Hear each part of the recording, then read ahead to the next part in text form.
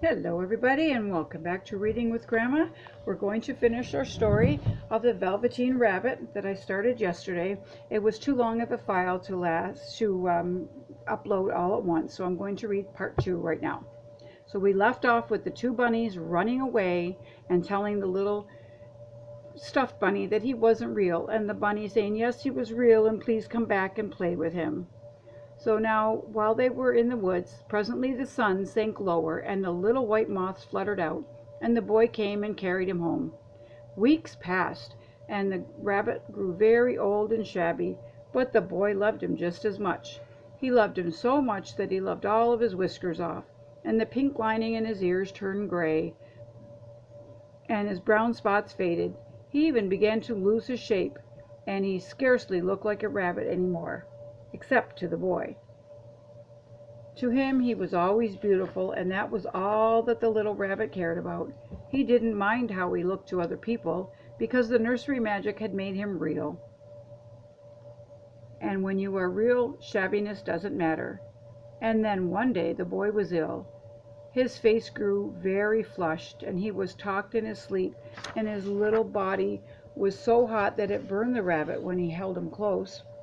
Strange people came and went into the nursery, and a light burned all night, and though it was a little all through it, the little Velveteen Rabbit lay there, hidden from sight under the bedclothes, and he never stirred, for he was afraid if they found him, someone might take him away, and he knew that the boy needed him. It was a long, weary time, for the boy was too ill to play, and the little rabbit found it rather dull, with nothing to do all day long. But he snuggled down patiently, and he looked forward to the time when the boy should be well again, and they would go out in the garden among the flowers and the butterflies, and play splendid games in the raspberry thicket like they used to. All sorts of wonderful things he had planned, and while the boy lay half asleep, he crept up close to the pillow and whispered them in his ear. And presently the fever turned, and the boy got better. He was able to sit up in bed and look at picture books, while the little rabbit cuddled close at his side. And one day they let him get up and dress. It was a bright sunny morning, and the window stood wide open. They had carried the boy out on the balcony, wrapped him in a shawl, and the little rabbit lay tangled up among the bedclothes, thinking. The boy was going to the seaside tomorrow. Everything was arranged, and now it only remained to carry out the doctor's orders.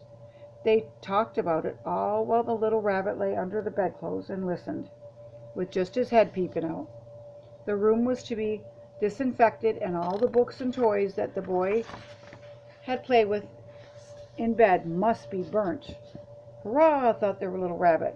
Tomorrow we shall go to the seashore, for the boy had often talked of the seashore, and he wanted very much to see the big waves coming in, and the tiny crabs and the sandcastles. Just then Nana caught sight of him. "How about this old bunny?" she asked.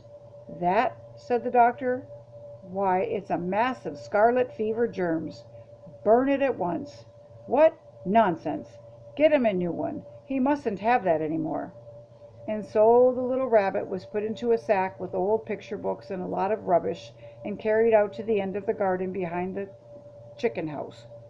There was a fine place to make a bonfire, only the gardener was too busy just then to attend to it.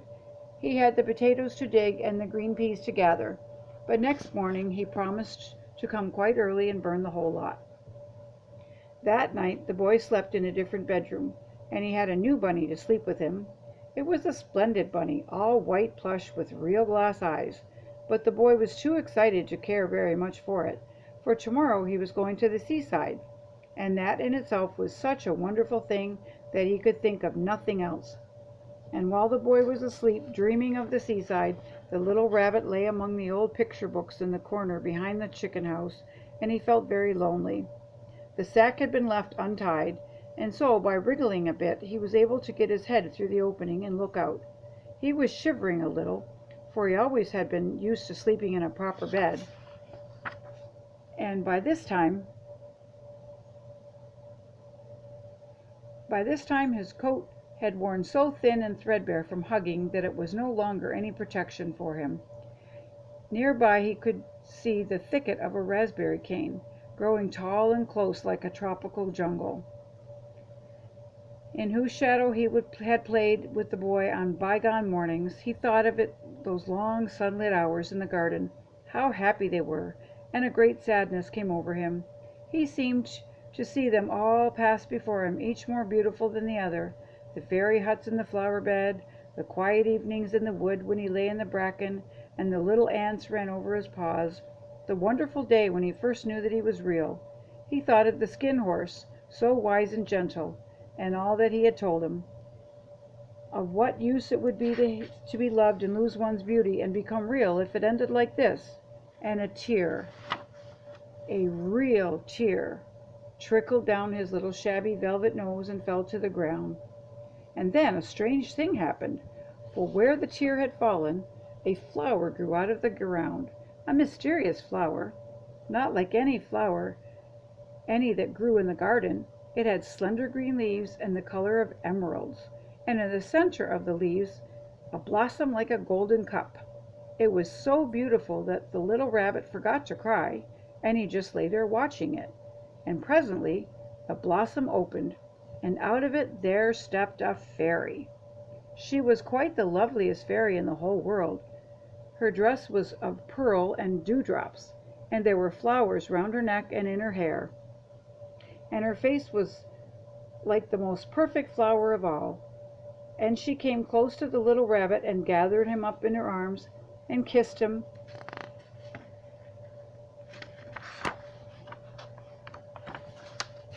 Kissed his velveteen nose that was all damp from crying. "Little rabbit," he said, "don't you know who I am?" The rabbit looked up at her, and it seemed to him that he had seen her face before, but he couldn't think where. "I am the nursery magic fairy," she said. "I take care of all the playthings that the children have loved.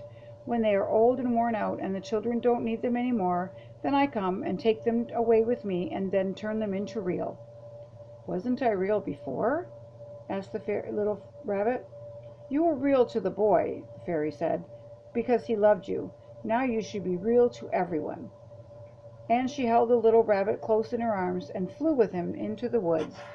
It was light now, for the moon had risen. All the forest was beautiful, and the fronds of the bracken shone like frosted silver.